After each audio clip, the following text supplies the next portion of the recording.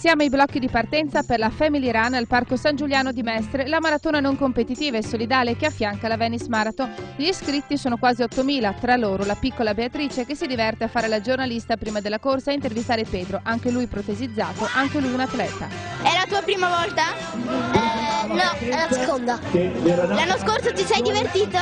Sì, molto. Con Bebe tutti i compagni di classe e le insegnanti, la città di Mogliano Veneto si è stretta attorno a questa coraggiosa teenager che dopo aver perso mani e piedi in seguito ad una grave forma di meningite oggi vuole tornare a tirare di scherma la sua grande passione.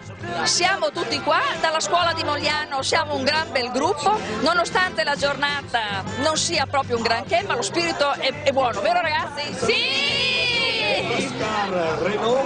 Ospite d'eccezione l'atleta sudafricano Oscar Pistorius, testimonial di Art for Sport, la neonata Onlus fondata da Bebe e dai suoi genitori per aiutare tutti i bambini protesizzati a fare sport attraverso l'acquisto di costosissime protesi idonei all'attività sportiva.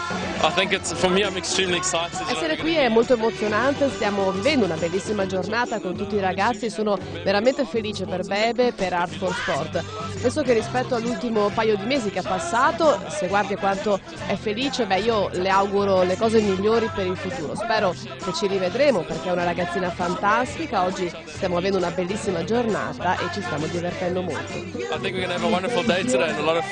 Tutti i soldi ricavati dalla Family Run saranno utilizzati per scopi benefici, tra cui l'acquisto di protesi per fare sport e abbattere attraverso il divertimento e lo stare assieme ogni barriera, ogni differenza, ogni limite.